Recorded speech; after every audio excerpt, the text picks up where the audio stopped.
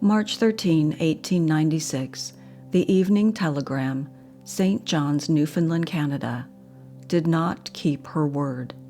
Mrs. Stanislaw, who performed the goblin's ritual, accused of swindling a girl. Mrs. Mary Stanislaw, a fortune-teller, who was recently arraigned in the Yorkville Police Court on a charge of swindling a servant girl and was released for lack of evidence, was again a prisoner in the court yesterday. Annie Cooley of number 238 East 96th Street accused the fortune-teller of swindling. Miss Cooley was engaged to James Russell, a coachman in the employ of one of the Vanderbilts, and last summer she called on Mrs. Stanislaw and paid her $1 to learn if the coachman would be a good husband.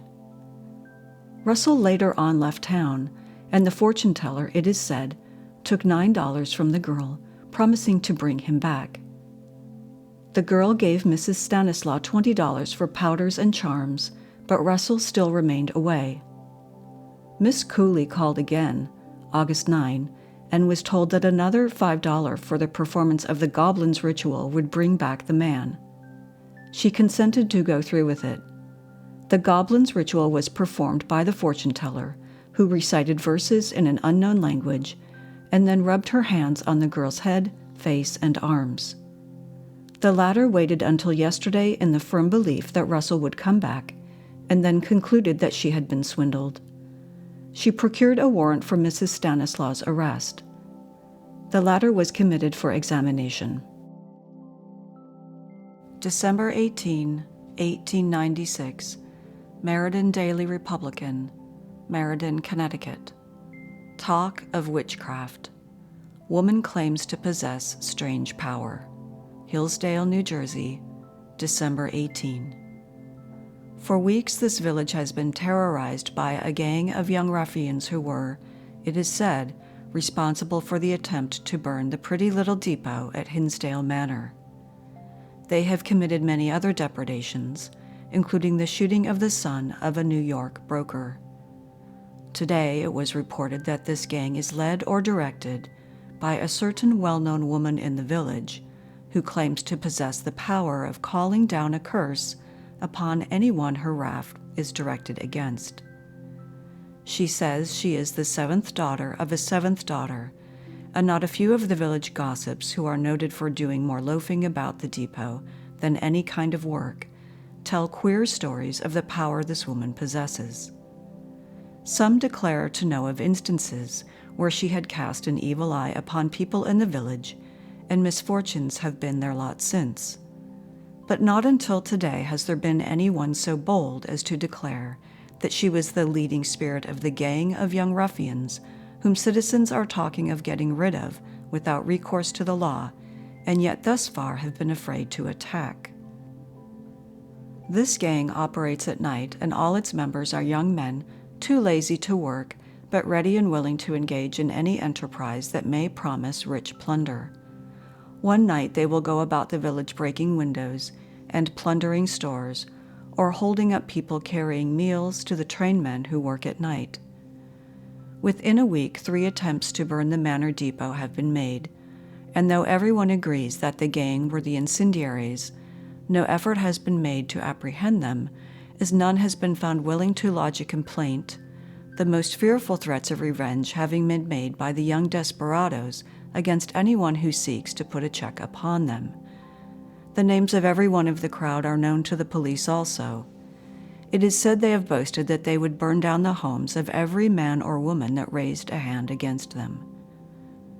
A few weeks ago, Charlie Bennett, a young son of Francis Bennett, a Wall Street broker, was mysteriously shot in the hand while returning home from school. He could not be induced to tell who shot him, it is said, because he was fearful that the wrath of the gang, by one of the members of which the shooting was done, would descend upon him. The secret remains with him yet, and no amount of persuasion or threats will induce him to disclose the name of the boy who shot him.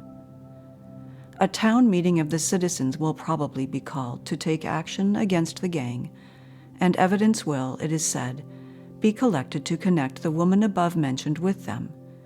She has long been regarded as a woman with an unsavory reputation, but not until now has it been suspected that she was the master spirit of the young marauders. It is said several of this unsavory crowd belonged to the gang of the Kickapoo Terrors, who for a long time had for their leaders the noted Rawson twins. The Rawson twins left the village some time ago to escape arrest, but they are not alleged to have been identified with the recent movements of this gang in any way. September 17, 1915, Reading Eagle, Reading, Pennsylvania. Black art figures in 2 court cases. One petitioner says he paid $1,000 to be rid of evil spirits. Woman sues for $3,000. New York, September 17. The days of Salem witchcraft were recalled in the Supreme Court through 2 actions filed for damages in which charges concerning sorcery and evil spirits are made. In one case, Florence Waxenberg demands $3,000 from Harry Silver for being called a witch, and in the other, Girolamo Perlongo wants the court to declare void a $1,000 confession of judgment. Perlongo says he was feeling out of sorts in October 1910 and happened to meet one Joseph Barbera, who claimed to have learned how to drive out evil spirits through certain ceremonies and incantations he had been instructed in by an astrologer in Paris. Perlongo says Barbara clapped him on the shoulder and said, "Why, your body is possessed of evil spirits, imps, and devils." Perlongo was much concerned over this information and asked Barbera what could be done. The latter said he could exorcise the spirits for $1,000, telling Perlongo, it is alleged, he had the power to cure disease or cause an ill person's death by control of spirits. Barbera is also alleged to have said he would invest the $1,000 in real estate for the benefit of Perlongo. Perlongo handed over $1,000, he asserts, and began taking a course of treatment. About the same time, he was told by Barbera that he, Perlongo, could make $200 a month easily by manipulating leases of real property. Subsequently, Barbera told him he had leased 2 houses in his own name because the landlord didn't like Perlongo's name. Perlongo says he gave Barbara various sums of money to pay on these leases and signed an additional confession of judgment for $1,000 in Barbara's favor because Barbara told him he had such control over the evil spirits that he could cause the death of a person who refused to obey him. Perlongo has since learned that his body did not contain imps, devils, and evil spirits, and that Barbara has no control over such spirits.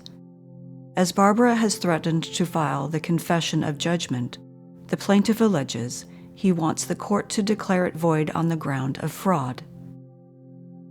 In the other action, Miss Waxenberg asserts Silver said concerning her on August 9 last, at 133 East 109th Street, "You are a witch. You are practicing sorcery." Miss Waxenberg believes she is not a witch and knows nothing about the black art. For this reason, she wants $3,000 to compensate her for the injury to her reputation.